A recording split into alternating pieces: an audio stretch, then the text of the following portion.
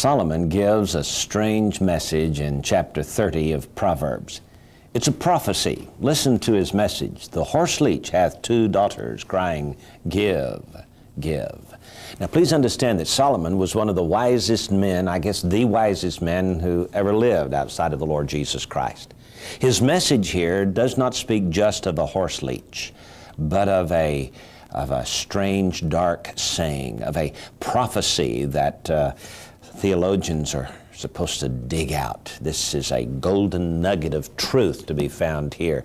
And in our October 1995 edition of Prophecy in the News, Gary Stearman has written an article on this amazing prophecy of the horseleach. Gary, tell us about it. Well, you know, Solomon, being very, very wise, knew how to write convoluted things. That is, he knew how to write with hidden meaning.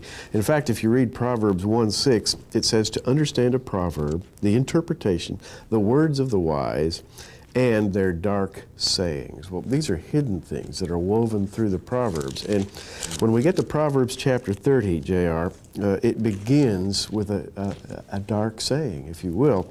It says, the words of Agur, the son of Jakeh, even the prophecy, calls it a prophecy. The man spake unto Ithiel, even unto Ithiel and Ukal.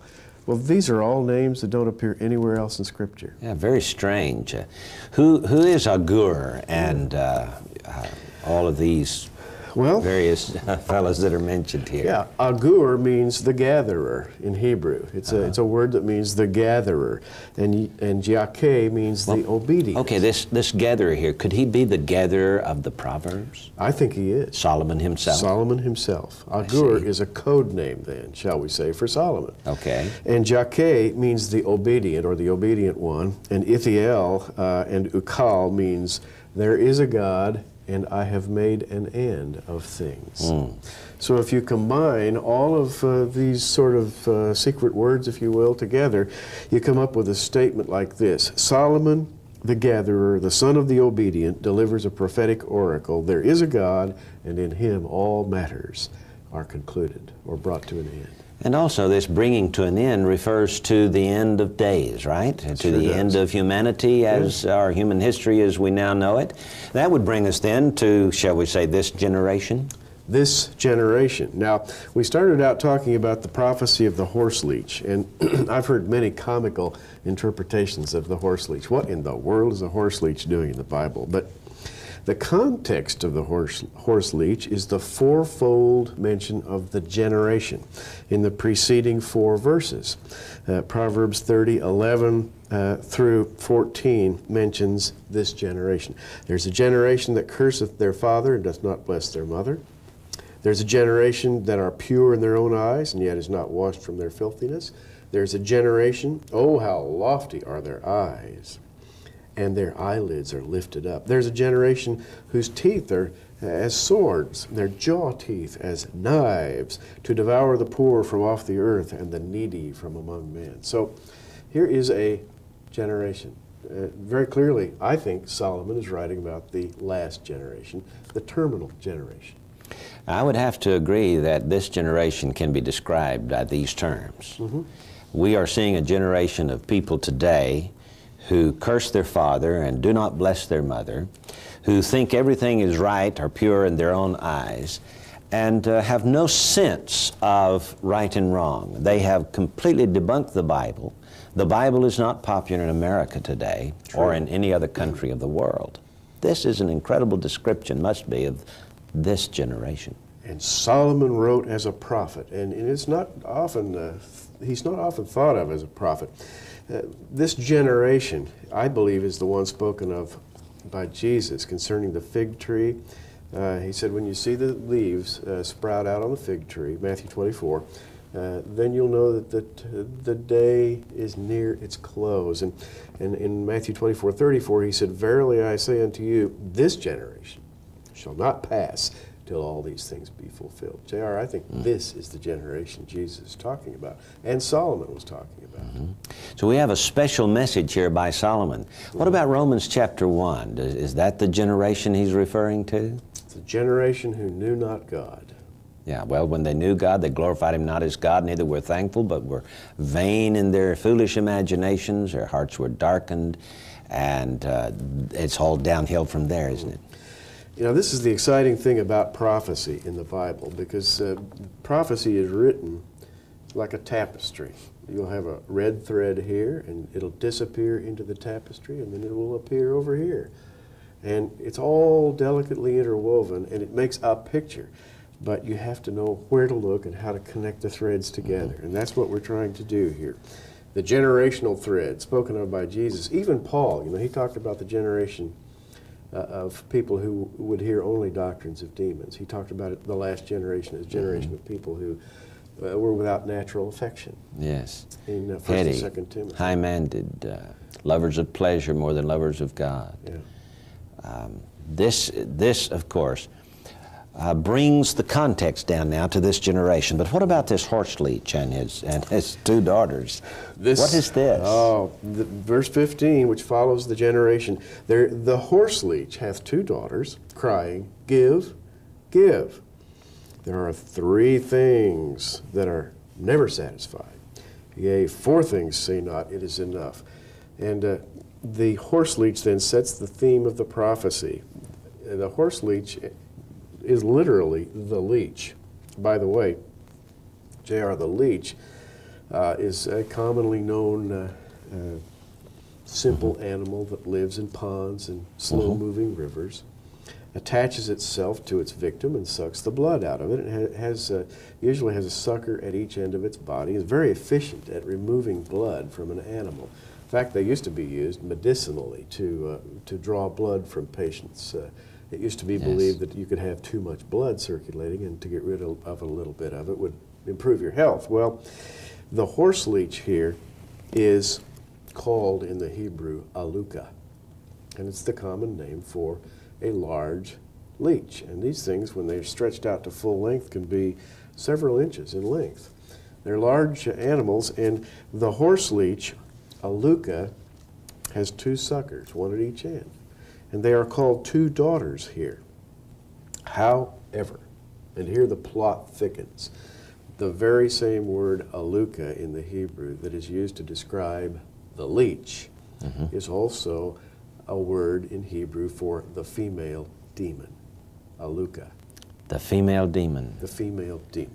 A night demon? A night demon.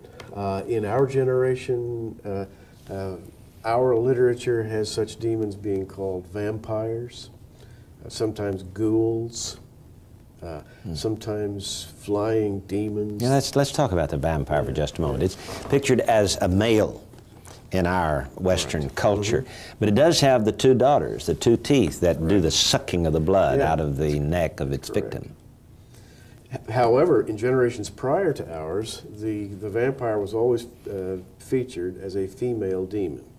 And in the Middle East, aluka was the female demon. In fact, Kyle and Delitzsch, writing their commentary on the book of Proverbs, which was written many, many years ago, write this: aluka, from its nearest signification, denotes a demonical spirit of the character of the vampire, like the Dakini of the Indians, which nourish themselves on human flesh. The ghouls of the Arabs and Persians that inhabit graveyards and kill and eat men, particularly wanderers of the desert. And in regard to which it is to be remarked that the Arab awlak, which is the same word root as aluka, is indeed a name for a demon, and that al-awak, according to the Kamus, is used in the sense of al-gwal, or the night demon. And I could go on and read more from Kyle and Delitzsch, but aluka is a demon. So here is a well-respected commentary talking about this horseleach as actually being a metaphor for a night demon. A night demon. Such as the female vampire and so on.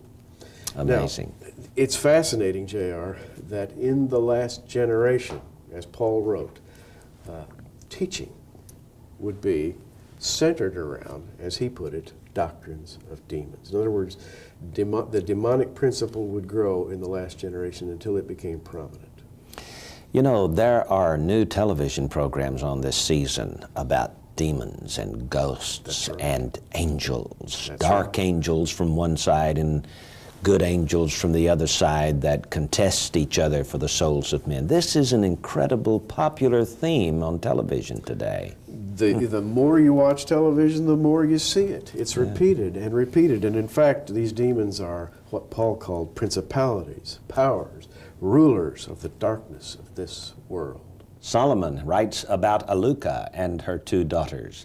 In the English, it's translated as horseleach, but the Hebrew word refers to a night demon, a female entity. Goddess worship. In the first century, Gary, goddess worship was very strong. It had been for centuries, ever since the Tower of Babel. Sure. As a matter of fact, it all started in Babylon, and the mystery Babylon the Great was born in the ancient days of Babylon. Really, the founding goddess, if you will, of Babylon was Ishtar.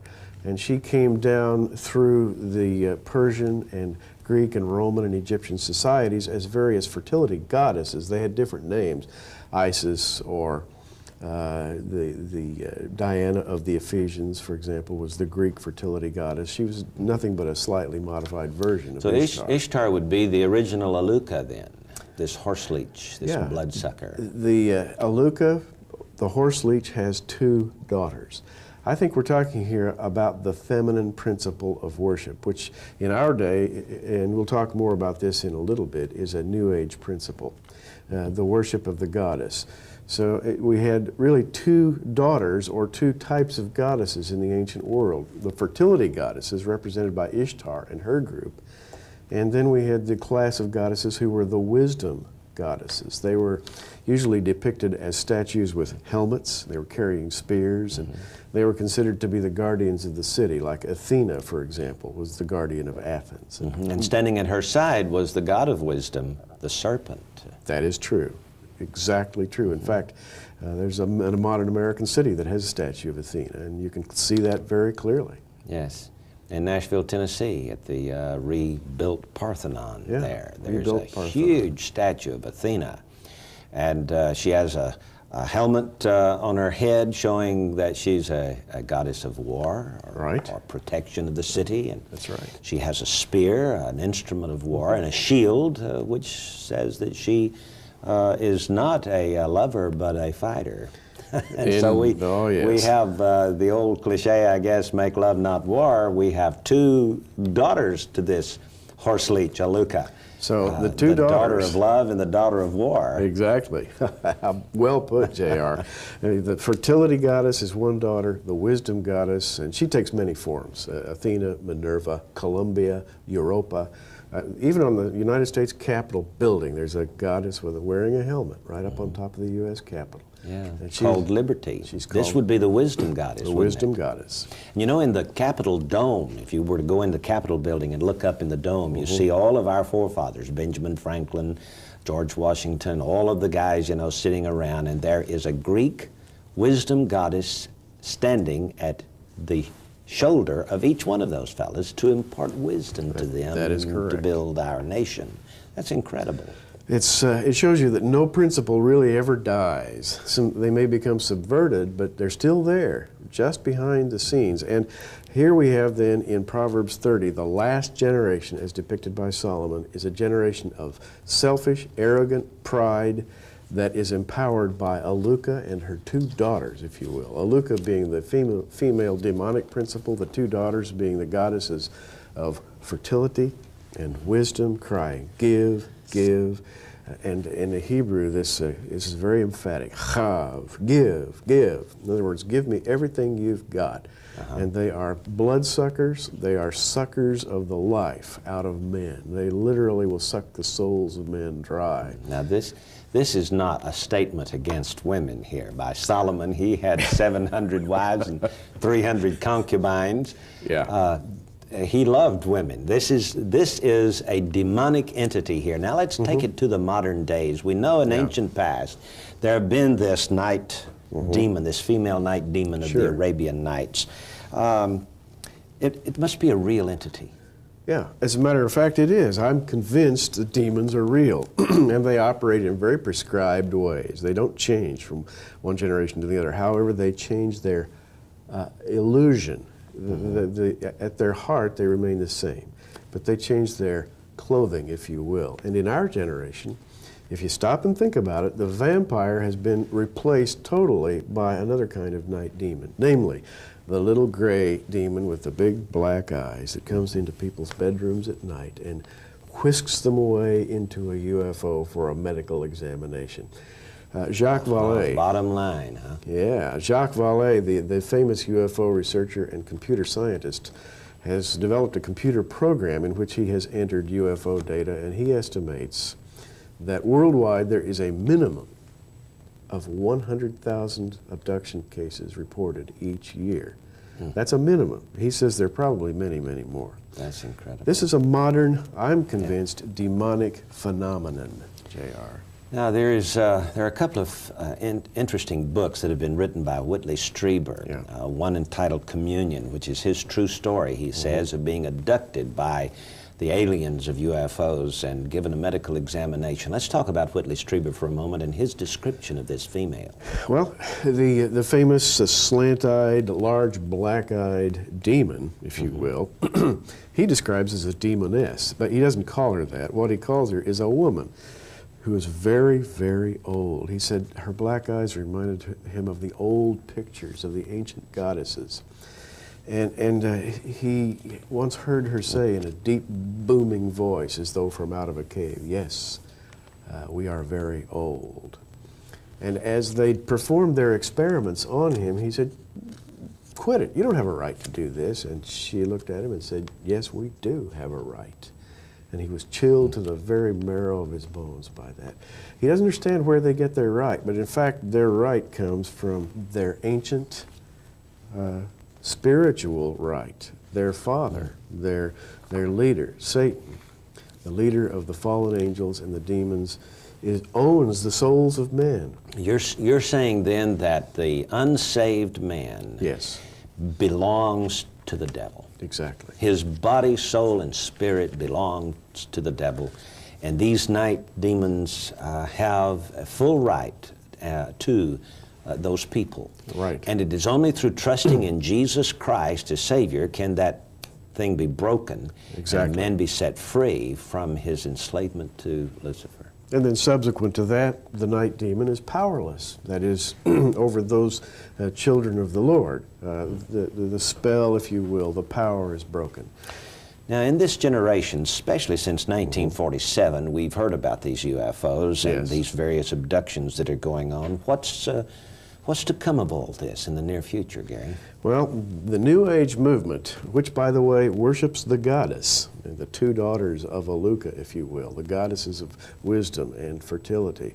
The New Age movement teaches that there are hovering mother ships poised to remove a selected few individuals from the face of the earth, while the earth is reformed into a new place, a new shall we say, utopia, that will then be ruled under the ancient principles of the female goddess. This is their dream.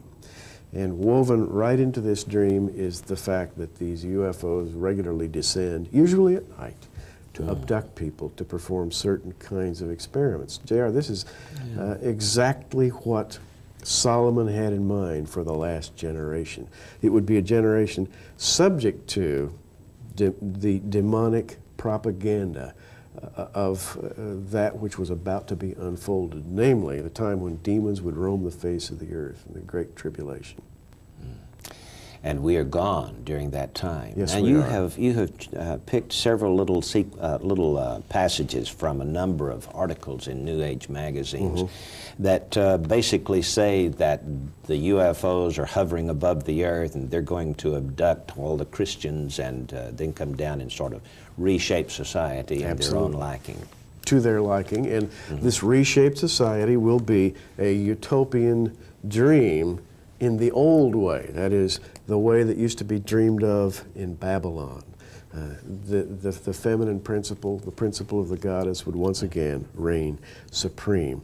And the horseleach and the two daughters, I believe, are the Solomonic personification or symbolic method of representing the goddess. Yeah, and from one of these wisdom goddesses, you said, comes the word for our money. Yeah. Juno, as a matter of fact, the protective goddess of Rome. Juno Moneta, she used to be called, and she gave birth to the word money. Wow. So, money and sex, the two main entities of our depraved society, are going to soon see the fulfillment of Solomon's prophecy.